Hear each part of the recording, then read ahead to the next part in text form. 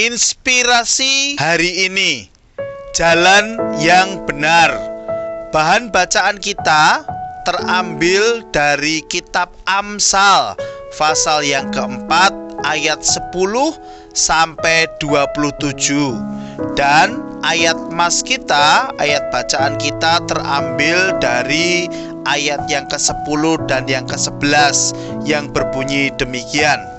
Hai anakku, dengarkanlah dan terimalah perkataanku, supaya tahun hidupmu menjadi banyak. Aku mengajarkan jalan hikmat kepadamu, aku memimpin engkau di jalan yang lurus. Dribble, kontrol, dan shoot adalah 3 teknik dasar dari sepak bola.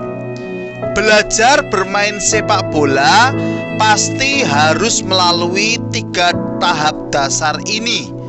Saat 3 hal ini berhasil dikuasai dengan baik dan benar, maka di kemudian hari dia akan menjadi pesepak bola yang handal. Berlatih dribble, kontrol, dan juga shoot yang baik dan benar bagi pesepak bola ibarat sebuah jalan yang benar yang harus ditempuh agar menjadi pesepak bola yang handal. Tanpa menempuh jalan yang benar tersebut, mustahil seseorang akan menjadi pesepak bola yang handal. Saat kita mencermati kitab Amsal, sesungguhnya seluruh pasal dalam kitab Amsal berbicara tentang mengikuti jalan yang benar. Kitab tersebut menasihatkan tentang bagaimana menghindari godaan dosa seksual, seperti yang tersebut dalam pasal 5-7. Mempertahankan integritas di pasal 12 ayat 1 sampai dengan 16. Mengendalikan lidah di pasal 12 ayat 17 sampai 22. Bagaimana menghadapi orang yang sulit di pasal 14 dan pasal yang ke-15.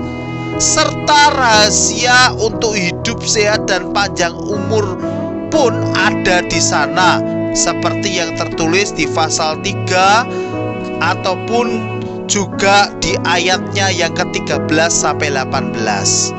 Menurut kitab Amsal, orang yang bijaksana akan berjalan di jalan yang benar dan tidak akan menyimpang. Alkitab tidak hanya menasihatkan kita untuk menjadi bijaksana, tetapi juga untuk mengenal pribadi Yesus Kristus. Satu pertanyaan yang terpenting adalah bagaimana hubungan kita dengan Tuhan. Dia tidak hanya mengajarkan kebenaran, tetapi Dia adalah kebenaran itu sendiri, seperti yang tertulis dalam Injil Yohanes 14 ayat yang ke-6. Karena itu, satu-satunya cara untuk mengikuti jalan yang benar adalah dengan mengarahkan pandangan kita kepadanya. Bagaimana dengan kita hari-hari ini? Hari-hari yang semakin penuh dengan tantangan, hari-hari yang penuh dengan pergumulan, serta hari-hari yang tidak mudah harus kita lalui. Apakah di saat seperti ini, saat kita harus menghadapi situasi yang demikian, kita masih sanggup memilih jalan yang benar, yaitu berjalan bersama dengan Tuhan Yesus? Atau jangan-jangan justru kita semakin menjauh daripadanya saat kita menghadapi situasi seperti ini? Pilihan ada pada kita. Pastikan Anda memilih jalan yang benar bersama dengan Yesus. Keputusan hari ini, Yesus adalah jalan, kebenaran, dan hidup yang akan membawa kita kepada kekekalan. Amin.